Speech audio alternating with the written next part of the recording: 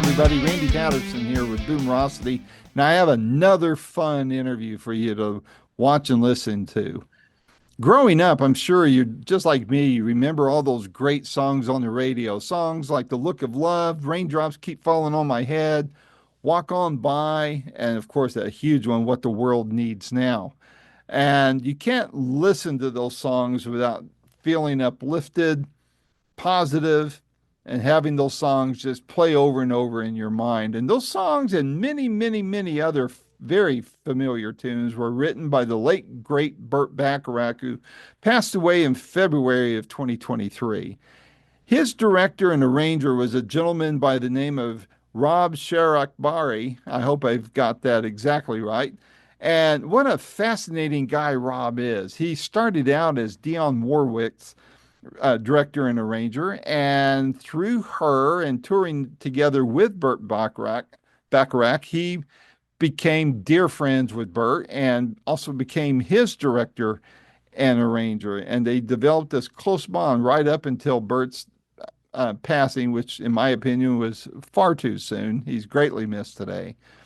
Well, to honor his late dear friend, Rob has put together a tour that is entitled What the World Needs Now. And you can look it up on whattheworldneedsnow.net. And it's a tour that features, believe it or not, Todd Rundgren. Now, you might wonder why in the heck is Todd Rundgren involved with a Burt Bacharach tribute tour, so to speak. And I kind of wondered the same thing. I figured, why not David Foster? But when you hear Rob's explanation, it more than makes enough sense. And I think you're going to find the story fascinating. Also, part of that is former contestant on The Voice, Wendy Moten, who's got an amazing voice. Those are going to be the two core stars of the show. Rob will be playing a lot of piano on there, not a lot of singing, he says.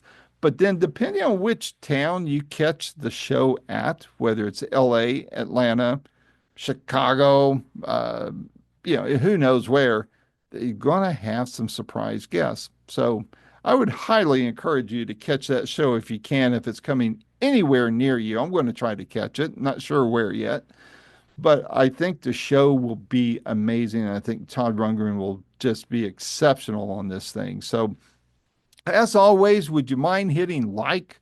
And if you're not already a subscriber, hit subscribe. It's not going to cost you anything. And also share this interview with friends, especially those who love the songs from our days. So without any further ado, here is my interview with director and arranger Rob Shirakbari. Until next time, this is Randy Patterson with Boomerosity. Take care. Hello, Rob. Hi, Randy. How are you? I'm doing great. How are you doing this fine day? I guess it's evening where you're at, right? It is. It's about 9:30 at night. Oh boy. Well, thank you for staying up late I'm happy to to do it. chat with me. Happy to. Well, I'm dialing in or clicking in from the Great Smoky Mountains of East Tennessee. So I'm just a little hop across the pond from you, as they say. But hey, I wanted to, before we get started on talking about this great tour and the program you're putting out there, I wanted to thank you for all these years of your part of putting together some great music with Burt Bacharach. I mean, I didn't realize how involved you were with them, and when I started doing my research and such, I was like, wow, what an amazing career you've had. So, thank you for your part of creating all that great, memorable music and all those arrangements and such with Burt. It's amazing. So, thank you. Well, that's really kind. I'm typically a behind the scenes guy, so I've been comfortable being there most of my career, just on stage, but quietly off, in the back. So tell, if you don't mind, tell people. I mean, I've done the research, so I know, but tell the viewers that will be seeing this and the listeners that'll hear it on the podcast what your relationship was with Burt. And sadly, he's been gone almost 2 years now, and it's hard to believe that he's even gone. But tell folks, Burt Bacharach fans, what your relationship was with him. Okay. Well, we have to go way back to the days of the mid '80s, Hmm. and I was working with I started working with Dionne Warwick first, Hmm. and that was in the mid '80s, and that was right around the time when they had done "That's What Friends Are For," and they had just a few years before that sort of reunited after not working together for for quite a while. So Hmm. I kind of came in for that bit. After "That's What Friends Are For" blew up into being such a huge record, that's when it was thought, well, we should take this on the road, the two of them together. So I Hmm. was touring with Dion, and then those bands sort of there was a hybrid band put together, sort of half Burt's band and half Dion's, and that became the Dion and Burt band, and that's where Hmm. I started working with him, really regularly there, and we just really clicked very very early on. I think musically, even though I was very young and sort of naive, I mean, when I started with Dion, I think in my late teens or something. So I'm very young at this point, and I could kind of hear things the way he did. I could kind of play things the way he did, and that quickly grew into just more responsibilities, starting kind of with the stage initially of like, um, well, Rob, go here, sit at the piano and play for me while I go out and have a listen out front at sound check. And then, well, you go have a listen and tell me how it is. And then that kind of turned into, um, hey, I'm going to be 45 minutes late for the orchestra rehearsal because we were picking up orchestras everywhere we went, string section, horn section, percussion.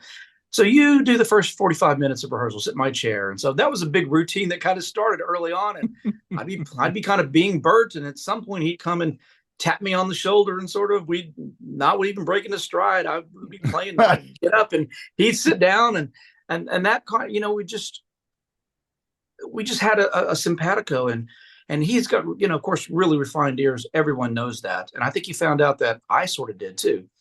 So if we'd be in the middle of a show or something and a viola player would play something a little out of time or a little out of tune, and like clockwork, automatically our eyes would sort of dart to each other and sort of like, did you hear that? And you'd see that the other one saw. It's like, yeah, just that quick glance was like, yeah, I heard that too. So we had a bond that kind of formed quickly, and and it kind of grew from there. And then I think after I can't remember how many years it was when he decided to revamp his show. Then he recruited me in like I want you to do this with me, and so that was going through the whole catalog again. So I kind of whatever he had been doing for the 20 years before, and also in this point, I'm going into the studio as well. I'm getting called in for sessions, so I'm doing some stuff with him. I'm doing some stuff with Dion. So it had grown, by this point. So this is mid '90s now. Um, he's putting together this new show, and I really wanted to come at it fresh. So I sort of just tossed everything from his old show. I did lift a few things later, but it was like, let me look at this vast catalog again Hmm. and see how we can reshape this. Now, with that many songs, he knew that he wanted to do a bunch of medleys, and which we had done Hmm. in the Dion show with Burt. Um, Arrangements I was writing for Dion and her show also composed, had a lot of medleys as well. For the audience, medleys when you take sort of shortened versions of songs and you put them together. So you'll clump 3 or 4 songs together. You won't do each song in their entirety, but you'll go through, 3 or 4 songs. So you can get through more material. And so that was a long process of putting things together for that show. Um, and there was this sort of just this continuation of just me being there for him. Um, I could sort of sub for him when he wasn't there. I could kind of jump in the piano. We would do this at sound checks all the time. I would jump in the afternoon, run a lot of the rehearsal, playing him, and then he would show up at some point, and then I'd go to my keyboard station and become me playing stuff that I was playing in that part of the Hmm. show. This was all just a very easy, sort of natural handoff Right. that organically grew over the years. That was the long Wow. version answer, I guess. I loved it. That's what I wanted to hear. So, well, that's what, like I say, he's been gone almost 2 years now. What do you think? It was 2 years, I think, a couple of weeks ago. Yeah.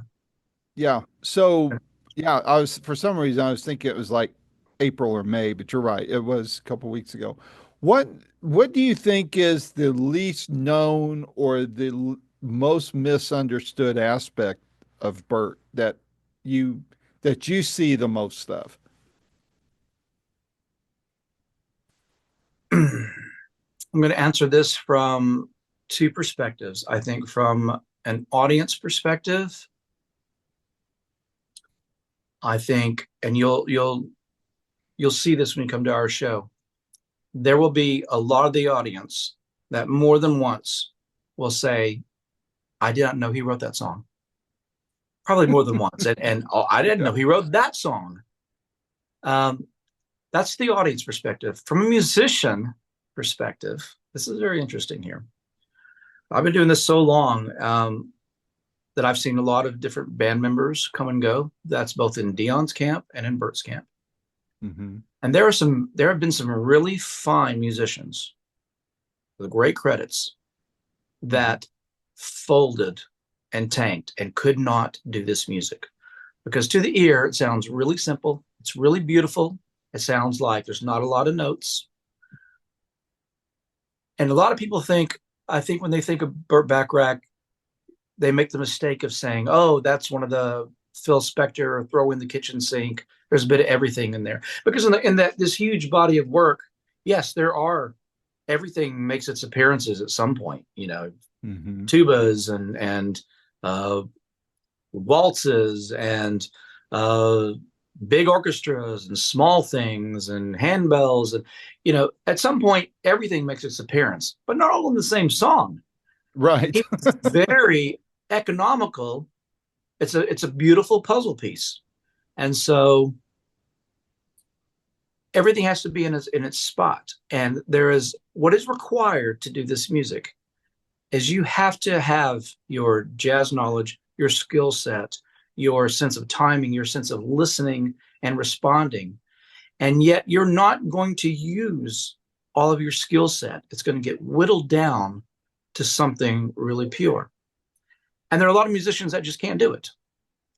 It's not that you would play the same things every night because it's organic. It's real music. It's different Hmm. every night. There's response to the energy of the room, the sound of the room, the Hmm. feeling, how much caffeine somebody may have had or not had. Right. All these things sort of subtly affect the things on stage. So you've got to be able to listen. You can't be stuck in your own head, you can't have your head stuck in the book reading charts. And there have been, like I said, some really great musicians that just did not have either the restraint, the taste, the experience, or the ability to put ego aside to play it well. Hmm. And these musicians didn't last. They'd come around, they'd be in the band for a few months or so. And then, of course, when we would work with other musicians, that would lay bare pretty quickly, because sometimes you're doing a guest spot with someone or you're integrating bands because you're on tour Right. together, and you see that, wow, that was like, you know they get an A for effort, but execution was, so I guess what I'm trying to say is it sounds very simple, but it's not. And I used to Hmm. say something to the Backrack band, when I was, as I was sort of the music director leader, and is that Right. you've got to keep bringing energy to this, because Bert's not really ever going to ask for more. He kind of wants less. What I always said was he wants a racehorse and he wants to take it out for a trot. You know what I'm saying? You Yeah. want to Yeah. know that there's all that power and ability there, but I'm not Hmm. going to use it. So we had to constantly, I always said, keep giving more. If Bert every few months isn't turning to someone and saying, a little less of that, turn that down a little bit, a few notes. If you're not giving him something to whittle away, then you're not doing your job. And I Right. and so that was always the thing. And there was this one tour in Italy, and everything was getting kind of comatose and just wasn't working. We had one of those band dinners where the whole band's out there, and like it started to come up, a little bit of the grumbling, like, why is this isn't working? And I guess I was probably just on my second glass of wine, and I was like, it's like, you know what? Because y'all aren't playing. Go out there and play. Give him something to work with. You guys are all trying to second guess what his minimal Mhm. thing is. Don't do that. Let him do that. Let him give him more so he can shave away what he doesn't want. Right. And you know what? We went out and had an amazing show that night. And the whole spirit halfway through this tour lifted. And it's the same thing when we were working on God, here's the thing. God, this is a great story, Randy. When we were working on the tour, I guess we're writing the show back in the mid 90s. I want to say 95 or something. We were reworking his solo show. I was writing most of the arrangements, and I would write all this stuff. Um, One sort of as I knew his ways of what he would like, and there's a certain way you voice things and all these things. And I would nail most of it, probably 90, 95% there, but he would get the scores and he would look at it and he would go, great, great, great. Then he would circle this. And when you circle something, that means we don't want that. Take that out. Or leave it in there, but we won't probably play it. Circle that, circle that. That one chord voicing, let me change that note to that. And he would make these small little changes. And I would go, yeah, now it sounds like Burt. It was all in that sort of giving him a little more and letting him pull it back. Yeah. I'm sorry to your viewers. My cat needs out, No, and he's going to get take louder and care of louder. it. One Take second. care of it. All right, Harold. So get out. You should have been out before this. Aha. My apologies, everyone. Hey, no problem. No problem. I'm curious because I know some session musicians. I've talked to quite a few, interviewed some that've gone into more higher profile projects and such. I And imagine. I know egos can be pretty strong Yeah. and fragile at the same time. Without naming any names, of course, were there any times, and we're going to get onto this tour, I promise you, but I'm just really uh, enthralled with this old backstory stuff. Was there ever a time where one of the musicians thought they were going to educate Bert on something? And if so, how did he handle that? No, I never. No, I never saw that. You would see. There were a couple times on symphony shows where we do a symphony show, um, where you would have some of these classical musicians that just thought they were too good to be on a pops show. Oh, yeah. Yeah. And I remember in one city in particular, I won't name the orchestra, but they are known for having some attitude issues. Um, the trumpets just decided to stick one to me, I guess, and played everything up an octave. You know, so if you had a little da da da da da da there, da, they were just being assholes, really, at the end of the day. Yeah. Um, so there was, a bit of that, which was just down to them. No reflection on anything, yeah, other than just them, like too good to be at a pop show. Right. Would I see musicians? No, because on his recording sessions, uh, super professionals that would never dare. And I'm talking about some brilliant, the Mhm. studio players would be, guys like, uh, you know, Vinnie Colaiuta and Dean Parks and Mhm. Neil Stuppenhouse and no, a lot of these guys, you know, a lot of us just worked with him for so long that you just wouldn't do that. You just wouldn't know. And you also, you get some respect of like, this is greatness. He is a goat. Mhm. He is one of the greatest of all times Yep. of popular music. So no, I never saw that. If you did, Cool. those people wouldn't be around for very long. Right. I would imagine. I was struck by the fact that this show coming up, had Todd Rundgren in it, and I've interviewed him once, interviewed his wife many years ago. And at first I was thinking, okay, Todd Rundgren, that's just an odd choice. If I had read that it was, David Foster or somebody, I would have thought, okay, I can kind of get that. But Todd Rundgren, and then hearing all of this background that you just shared with me, Now I'm thinking, okay, well that makes sense because that's how Rundgren is. He can be very complex and he can throw it all out at the same time, but he also knows how to throttle it back and Yeah. just he seems to have an intuition of knowing exactly what's needed at any particular point in the song. So, but that all said, what led to the choice of having Todd Rundgren and Wendy Moten as part of this show? And then I want to get into what can fans expect at at, Mm. at this show on the tour.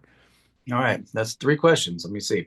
I'll start at the top. Oh, Uh, well, Todd's a great choice, don't you think? Because it's not the obvious, and I love David. You mentioned David. I love David Foster. There are some artists that you would think are obvious. Well, Todd is a great songwriter for one, hmm hmm and a great record maker, and a great producer. So he understands and loves the catalog, and that was my first criteria. Was anybody involved in this has to love the catalog. They have to somewhat know it and love it and want to do it. hmm Because you got to bring something to it, and it's not easy, especially not easy on singers. These songs are hard. hmm These songs are hard to sing. They're easy on the ear, but but they are difficult.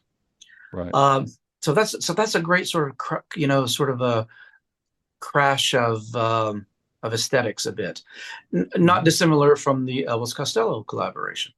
Something like hmm that. That's where you get those interesting collaborations where you're not hmm just sort of swimming in the same pool all the time. Right. You get a little, there's a little energy and edge there. So how Todd came about, I do not know Todd previously. So my producer partner is Angelo Bendini, hmm and he is the producer of the Celebrating David Bowie shows. hmm Yeah, you're familiar with those? Oh yeah. Yeah. Well, Angelo and I are first of all friends. We've been friends for 25 years, and I was involved in some of those first Celebrating David Bowie shows with him as well, and had popped in on some of those from time to time. But Todd was one of the Probably worked with like were you handling it when Bernard Fowler was part of all that yeah. and So we did those Sass? two shows. Yeah. Yeah, we did two shows. That was the Saban, and that was Bernard was on that. Sting was on that. Um, Ah. we had a bunch of different people on. Perry Farrell, um, Gavin Rossdale. I'm trying to think who else. A lot of the people from the old Bowie band. hmm Um, oh, Joe Elliott from Def Leppard. I'm trying to think hmm who else. They were just, it's one of those. Sass Jordan was going to be part of it, but I think COVID got in the way, didn't it? Or May did she get to play with I some don't of know. that from This would be Canada? questions for Angelo. Like I said, when we did the Yeah. very first one of the Celebrating David Bowie shows in LA, it was at the Roxy, I believe. That was with hmm Seal was on that, and Ah, Ewan McGregor was sort of master of ceremonies for it. Mike oh, Garson came cool. out and played, and there was just a bunch of it was sort of started out as just a LA community thing, a bunch of people. So we all would come Right. up with one or two songs, and I think we did 2 nights of that. Um, and so I've been very encouraging of Angelo as he's gotten started growing this producer side. He's really hmm good at it. He's a fantastic musician, and he and I actually met. I will get to all your questions. He and I actually met, like I said, about 25 years ago, backstage at a Burt show in San Francisco at the Presidio. We were playing there, Hmm. and Angelo had a band called Casino Royale, which was a kind of a party band, but it was a Burt Bacharach-ish kind of, it was Burt hmm Bacharach material, but kind of formed into a corporate party band. And they were really good. And so that's how we met, sort of backstage then. Again, became fast friends. We both, moved back to LA around the same time, met up again, and just, it's just been kind of a long relationship there. So Todd had done a run of Celebrating David Bowie, hmm and Angela brought him forward as like when we were thinking about people, and it's like, yeah, that's a great fit. I'm a Todd fan, you know. hmm Um, and then what became really great was in the 2 for 1, which was like, well, let's grab Chasm too. Right. Yeah. Inseparable, pretty Yeah, much. yeah. And so, uh, you know, our thinking was gives Todd a little familiarity, but Chasm's great player, great singer on his own, and we'll have hmm some features in the show as well. The thing is, most of this band, um, are all fantastic singers, and everybody's going to have turns at some Cool. features. Uh, Except for me, I won't. I'll just stay on the piano. I'll sing a little background, but um, so that's how Todd came in, and then we were looking around for a counterweight, and I knew I wanted someone that could really step into that Dion space. Right.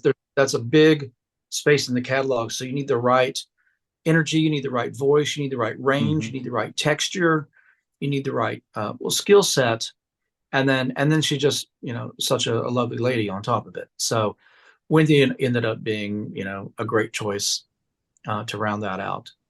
And Hmm. then we've got um, our third main feature is Tori Holub. Do you know anything about Tori? Very little. Very little.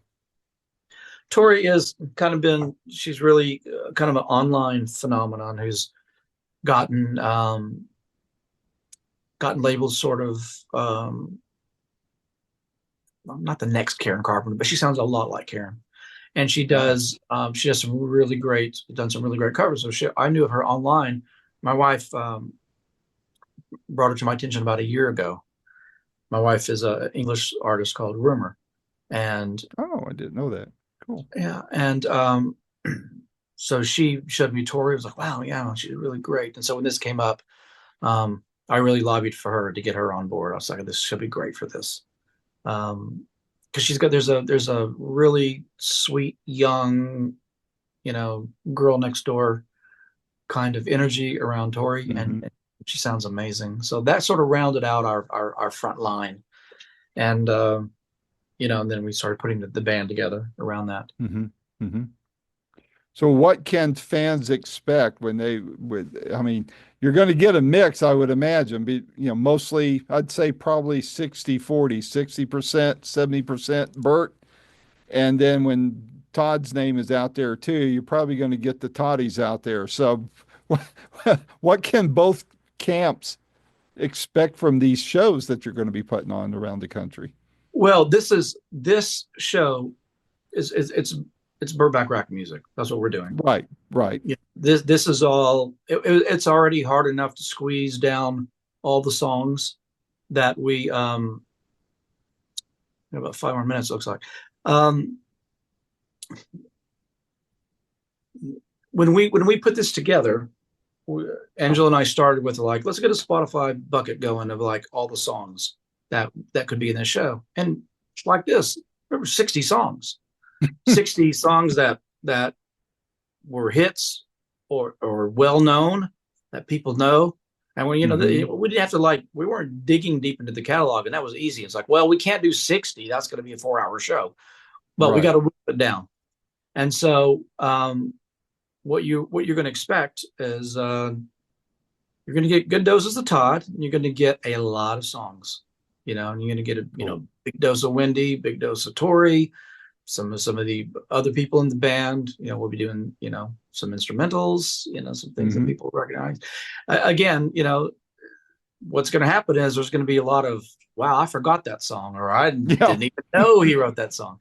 So that's what it is. This is the Todd's a superstar. Hmm.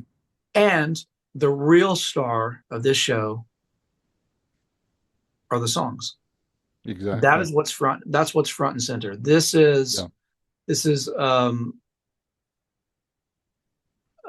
uh, hitting all the ones that people are going to expect and want, and Yeah. then the people that really know the catalog, the super fans, are going to be very pleased as well.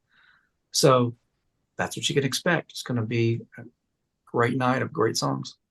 Well, I'm going to try to catch one of them. From here, I think the closest two stops are going to be Nashville or Atlanta. So I'll have to see how my schedule is. I'm a caregiver to my dad, so I have to make arrangements there. But I I would understand. definitely love to catch one of the stops, maybe in the Carolinas somewhere. It seems like you were going to do North Carolina or something, but Yeah, that I'll ended up not on the pardon me. routing, and we'll have some. We're going to have some guest artists as well. We're about to announce in LA. We've got some really cool guest artists that are going to jump up with us.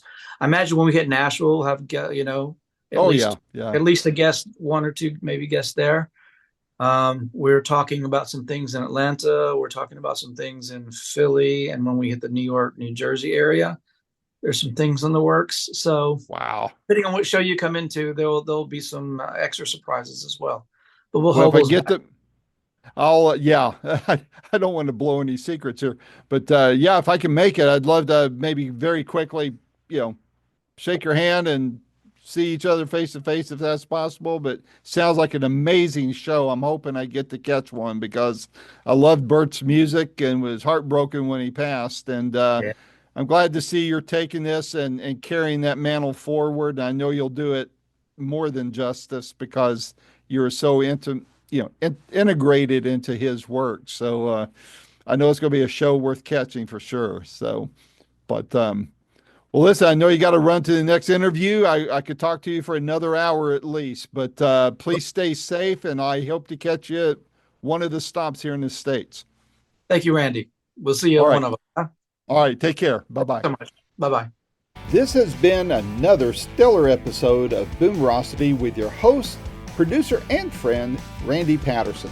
The theme music is Roll the Dice by our good friend Quentin Hope, and all rights reserved and used by permission, of course. Post-production is done by Cardinal Sins Productions. The Boomerosity name, logo, and content is copyright protected, so all segments may only be used with written consent by Boomerosity and or its assignees. You should direct your inquiries to input@boomerosity.com, and the copyright is 2025.